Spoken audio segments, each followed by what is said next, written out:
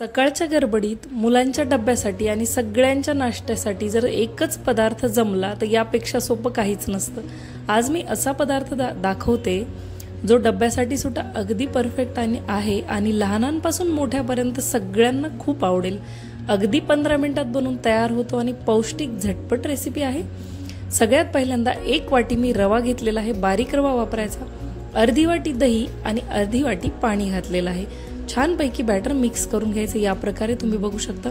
शक्यतो दही थोडंसं आंबट असले तर चव आणखी छान लागते। छानपैकी याला मिक्स करून घ्यायचं आणि जेवढ्या घरात आपल्याकडे भाज्या आहेत, जेवढ्या आवडतात त्या काढून घ्यायच्या। भाज्या चिरेपर्यंत फक्त 10 मिनिटांसाठी याला बाजूला ठेवून घ्यायचं। मी इथं घातलेला आहे बारीक चिरलेला कांदा, बारीक चिरलेली शिमला मिरची, बारीक चिरलेला 1 टोमॅटो आणि किसलेलं गाजर। तुम्ही तुमच्या आवडीनुसार भाज्या कमी जास्त करू शकता। यामध्ये बारीक चिरून तुम्ही मेथी सुद्धा घालू शकता। वाटाण्याचा सीजन आहे आता, वाटाणे सुद्धा घालू शकता। चवीनुसार मीठ घालायचं। अगदी किंचित मी इथं सोडा वापरलेला आहे।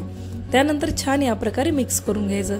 तुम्ही बघू शकता भाज्या चिरण्याच्या आधी जेव्हा आपण पीठ बॅटर बाजूला ठेवलं होतं ते पातळ होतं, पण रव्याने पूर्ण दही आणि पाणी शोषून घेतल्यामुळे अगदी हा घट्टसर बनलेला आहे। ही कन्सिस्टन्सी भाज्या घातल्यानंतर तुमच्या पिठाला असली पाहिजे, यामुळे परफेक्ट तुमचा पदार्थ बनून तयार होतो। तुम्ही बघू शकता या प्रकारची कन्सिस्टन्सी। याची चव एक स्टेप आणखी वाढवण्यासाठी यामध्ये आपण एक छोटीशी फोडणी घालणार आहोत। 1 चमचा तेल, जिरं मोहरी, थोडासा कढीपत्ता आणि अर्धा चमचा हळद घालायची आणि ही फोडणी आपल्या तयार पिठामध्ये घालायची। कढीपत्त्यामुळे याला फ्लेवर खूप छान उतरतो।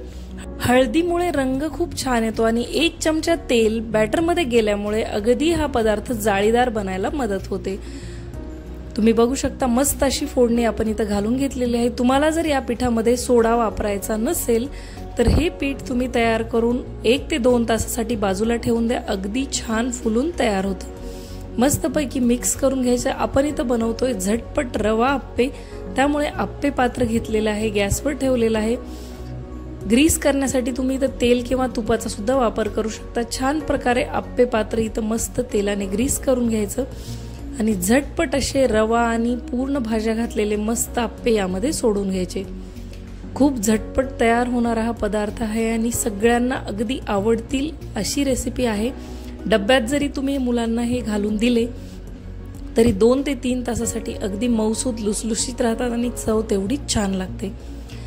आप्पे पात्रात आप्पे घातल्यानंतर एक 5 ते 6 मिनिटांसाठी झाकून खालच्या बाजूने भाजून घ्यायचे। त्यानंतर परत दोन्ही बाजूने मस्त खमंग खरपूस भाजून हे काढून घ्यायचे आहेत। तुम्ही बघू शकता दिसायला किती सुंदर आहेत आणि चवीला तेवढेच अप्रतिम लागतात। शिवाय यामध्ये खूप साऱ्या भाज्या घातल्यामुळे पौष्टिकही तेवढेच बनून तयार होतात। तुम्हाला हवं तर तुम्ही मध्ये जी आपण फोडणी घातली आहे ती तुपाची फोडणी सुद्धा घालू शकता। गरमागरम मस्त नारळाच्या चटणी सोबत तुम्ही सर्व करू शकता। मुलांच्या डब्यात तुम्ही सॉस सोबत जरी दिले तरी खूप छान लागतात। अगदी नुसते खायला सुद्धा हे खूप छान लागतात। 1 वाटी रव्यापासून तुम्ही 18 ते 20 आप्पे बनवून तयार करून घेऊ शकता। तुम्ही बघू शकता अगदी भाज्या मध्ये पर्यंत गेलेल्या आहेत। मऊसूद फ्लफी जाळीदार हे बनवून तयार होतात। भाज्या असल्यामुळे 2 ते 3 तास डब्यात सुद्धा हे वाताड होत नाहीत, खूप छान राहतात। नुसते खायला सुद्धा परफेक्ट आहेत। व्हिडिओ आवडला असेल तर एकदा ट्राय करून नक्की बघा। तुमची महत्त्वपूर्ण लाईक करा, एक छोटीशी कमेंट करा, त्यामुळे व्हिडिओ बनवायला आणखी उत्साह येतो। मी भेटते पुढच्या व्हिडिओमध्ये अशाच एका रेसिपी सोबत। तोपर्यंत बाय।